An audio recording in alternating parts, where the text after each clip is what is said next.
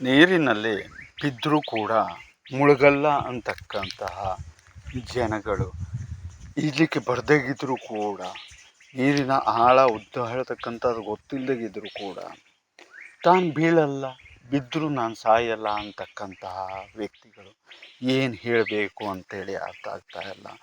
ಈ ವಿಚಾರವನ್ನು ಯಾಕೆ ಹೇಳ್ತಾ ಇದ್ದೇವೆ ಅಂತ ಕೇಳಿದರೆ ಮತ್ತೇನಕ್ಕಲ್ಲ, ಕೆಲವು ಸಮಯಗಳ ಹಿಂದೆ ಓರ್ವ ವ್ಯಕ್ತಿಗಳಿಗೆ ಆರೋಗ್ಯದ ಸಮಸ್ಯೆ ಹೇಳ್ತಕ್ಕಂಥದ್ದು ಬಾಧನೆಯನ್ನು ಕೊಡ್ತಾ ಇತ್ತು. ದೊಡ್ಡದಾದಂತಹ ಒಂದು ಆಸ್ಪತ್ರೆಗೆ ತಗೊಂಡೋಗಿ ಅವರನ್ನು ಸೇರಿಸಿ ಇಡಲಾಗಿತ್ತು. ಆ ಸಮಯದಲ್ಲಿ ಅವರ ಆತ್ಮೀಯರಾಗಿರ್ತಕ್ಕಂಥವರು ನಮ್ಮ ಬಳಿಯಲ್ಲಿ ಹೀಗಾಗಿದೆ, ಏನಾದರೂ ಪರಿಹಾರ ಉಂಟಾ ಅಂತ ಹೇಳುವುದಾಗಿ ಕೇಳ್ತಾರೆ. ಆನಂತರದಲ್ಲಿ ಅವರ ಕಡೆಯವರು ಕೂಡ ಲೈನ್ನಲ್ಲಿ ಇರ್ತಕ್ಕಂಥದ್ದು. ಆದರೆ ಆ ವಿಚಾರವನ್ನು ಹೀಗೀಗಾಗಿದೆ, ಹೀಗೀಗಾಗತ್ತೆ. ಮತ್ತು ಅಷ್ಟೇ ಅಲ್ಲದೆ ನಾಳಿನ ದಿವಸದಲ್ಲಿ ಆ ವ್ಯಕ್ತಿಗಳು ಕೋಮಕ್ಕೆ ಹೋಗ್ತಾರೆ. ಇನ್ನೊಂದು 4 ದಿವಸದಲ್ಲಿ, 5ನೇ ದಿವಸದಲ್ಲಿ ಅವರಿಗೆ ಪ್ರಜ್ಞೆ ಹೇಳೋದು ಬರುವುದಿಲ್ಲ. 6-7 ದಿವಸಗಳ ನಂತರದಲ್ಲಿ ಅವರು ಜೀವ ತ್ಯಾಗವನ್ನು ಮಾಡ್ತಾರೆ. ಹಾಗಾಗಿ ಎಚ್ಚೆತ್ತುಕೊಳ್ಳಿ ಮತ್ತು ಅಷ್ಟೇ ಅಲ್ಲದೆ ಪರಿಹಾರವನ್ನು ಮಾಡ್ಕೊಳ್ಳಿ ಅಂತ ಹೇಳೋದಾಗಿ ಹೇಳುತ್ತೇವೆ. ಆದರೆ ಆ ವ್ಯಕ್ತಿಗಳು ಏನು ಹೇಳ್ತಾರೆ ಅಂತ ಕೇಳಿದರೆ, ಇಲ್ಲ ನಮಗೆ ವೈದ್ಯರು ಉಳಿಸಿಕೊಡ್ತಾರೆ, ಆ ಥರ ಏನೂ ಆಗಿಲ್ಲ, ಅವರು ಚೇತರಿಸ್ಕೊಳ್ತಾ ಇದ್ದಾರೆ, ಹಾಗಾಗಿ ಇವರು ಹೇಳಿದ್ದೆಲ್ಲ ಸುಳ್ಳು ಅಂತ ಹೇಳುವುದಾಗಿ ಅವರು ಅವರ ಆತ್ಮೀಯರಲ್ಲಿ ಹೇಳ್ತಾರೆ. ತದನಂತರದಲ್ಲಿ ಆ ಆತ್ಮೀಯರು ನಮ್ಮ ಬಳಿಯಲ್ಲಿ ಹೀಗೆ ಹೇಳಿದರು ಅಂತ ಹೇಳುವುದಾಗಿ ಹೇಳ್ತಾರೆ. ಹೇಳಿದ ನಂತರದಲ್ಲಿ ನಮಗಾಗೋಗೋದು ಏನೂ ಇಲ್ಲ, ಇರುವಂಥ ವಿಚಾರ ಅಂತ ಹೇಳುವುದಾಗಿ ನಾವು ಅವರಿಗೆ ತಿಳಿಸ್ತೇವೆ. ಆಗ ಆ ವ್ಯಕ್ತಿಗಳು ತುಂಬ ಬೇಜಾರನ್ನು ಉಂಟು ಮಾಡ್ಕೊಳ್ತಾರೆ. ಯಾಕೆ ಅಂತ ಕೇಳಿದರೆ, ಜ್ಯೋತಿಷ್ಯ ಮತ್ತು ದೈವಿಕವಾದಂತಹ ಶಕ್ತಿಯ ಮುಂದೆ ಇನ್ನೊಂದು ಇಲ್ಲ ಅಂತ ನಂಬಿರುವುದು, ಮತ್ತು ಅಷ್ಟೇ ಅಲ್ಲದೆ ಅವರಿಗೆ ಗೊತ್ತಿರುವಂಥ ವಿಚಾರವೂ ಕೂಡ ಆಗಿರುವುದರಿಂದಾಗಿ ಆನಂತರದಲ್ಲಿ ಅದೆಲ್ಲ ಸುಳ್ಳು ಅಂತ ಹೇಳಿಕೊಂಡು ಇರುವಂಥ ಸಮಯದಲ್ಲಿ ಆ ದಿನ ಹೇಳ್ತಕ್ಕಂಥದ್ದು ಬರುತ್ತೆ.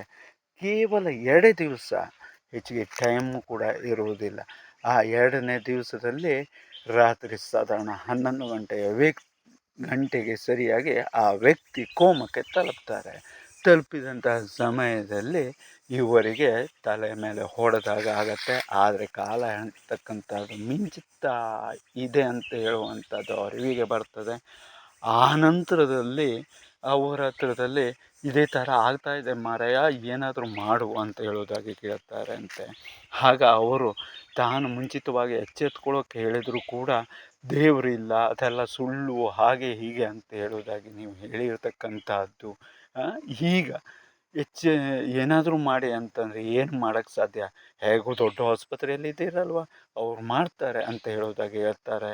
ತದನಂತರದಲ್ಲಿ ಮಾರನೇ ದಿವಸ ಬೆಳಗ್ಗೆ ಮತ್ತೆ ಪುನಃ ಕಣ್ಣಲ್ಲಿ ನೀರನ್ನು ತುಂಬಿಕೊಂಡು ಓಡಿಡ್ತಾ ಇದ್ದಾಗ, ಆಗ 9 ಗಂಟೆಯ ಸಮಯಕ್ಕೆ ಸರಿಯಾಗಿ ನಮಗೆ ಅವರು ಕರೆಯನ್ನು ಮಾಡ್ತಾರೆ, ದೂರದವರಾದದ್ರಿಂದಾಗಿ. ಹೀಗಾಗಿದೆ, ಏನು ಮಾಡೋದು ಅಂತ ಕೇಳ್ತಾರೆ. ಆಗ ನಾವು ಹೇಳ್ತೇವೆ, ಕಾಲ ಮಿಂಚಿದೆ, ಈಗ ಏನೂ ಮಾಡೋ ಸಾಧ್ಯ ಇಲ್ಲ, ಹಾಗಾದರೆ ಏನಾದರೂ ಮಾಡಿ ಅಂತ ಹೇಳೋದಾಗಿ ಹೇಳ್ತಾರೆ. ಆಗ ಅವರ ಕೋರಿಕೆಗೋಸ್ಕರ ಕುತ್ತಿಗೆಗಿಂತ ಮೇಲೆ ಅಂತ ಹೇಳ್ತೀವಲ್ವ, ಆ ರೀತಿಯಲ್ಲಿ ಪ್ರಯತ್ನ ಹೇಳ್ತಕ್ಕಂಥದ್ದು ಪಡುವುದು ತಪ್ಪೇನು ಇಲ್ಲ ಅಂತ ಹೇಳುವಂತಹ ರೀತಿಯಲ್ಲಿ ಅವರಿಗೆ ಹೇಳಿಕೊಂಡು, ಆಗ ನಾವು ಪ್ರಯತ್ನ ಹೇಳ್ತಕ್ಕಂಥದ್ದನ್ನು ಮಾಡ್ತೇವೆ. ಮತ್ತು ಅಷ್ಟೇ ಅಲ್ಲದೆ ಏನಾದರೂ ಕೊಡುವುದು ಅಂತ ಹೇಳಿ ಇದ್ದರೆ ನೀವು ಕೊನೆಗೆ ಕೊಡಲಿಕ್ಕೆ ನೋಡುವ, ಎಂತ ಹೇಳಿದರೆ ಸ್ವಲ್ಪ ದಕ್ಷಿಣೆಯನ್ನು ಸಾಧ್ಯವಾದರೆ ಹಾಕಬಹುದು ಅಂತ ಹೇಳೋದಾಗಿ ಹೇಳ್ತೇವೆ. ಅನಂತರದಲ್ಲಿ 4 ದಿವಸ ನಾವು ಪ್ರಯತ್ನವನ್ನು ಪಡ್ತೇವೆ, ಆದರೆ ಸಫಲತೆ ಹೇಳ್ತಕ್ಕಂಥದ್ದು ಕಾಣಲಿಕ್ಕೆ ಸಾಧ್ಯ ಆಗೋದಿಲ್ಲ. ಅದೇ ಮುಂಚಿತವಾಗಿ ಎಚ್ಚೆತ್ತುಕೊಂಡು ಬಿಟ್ಟಿದ್ದರೆ ಈ ಸಮಸ್ಯೆಯಿಂದ ಪರಿಹಾರವನ್ನು ಕಾಣಬಹುದಿತ್ತು. ಮತ್ತು ಅಷ್ಟೇ ಅಲ್ಲದೆ 45 ವರ್ಷದ ವ್ಯಕ್ತಿ ಆರೋಗ್ಯವಂತನಾಗಿ ಇವತ್ತಿನ ದಿವಸ ಕಣ್ಣೆದುರಿನಲ್ಲಿ ಇರಲಿಕ್ಕೆ ಸಾಧ್ಯವಾಗ್ತಾ ಇತ್ತು.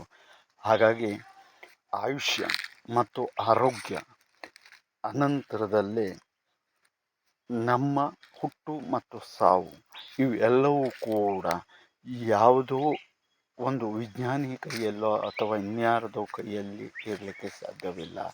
ಇದು ಪರಮಾತ್ಮನ ಕೈಯಲ್ಲಿ ಇದೆ ಅಂತ ಹೇಳುವಂಥದ್ದನ್ನು ಯಾರೂ ಮರೆಯುವ ಹಾಗೆ ಇಲ್ಲ. ಮತ್ತು ಅಷ್ಟೇ ಅಲ್ಲದೆ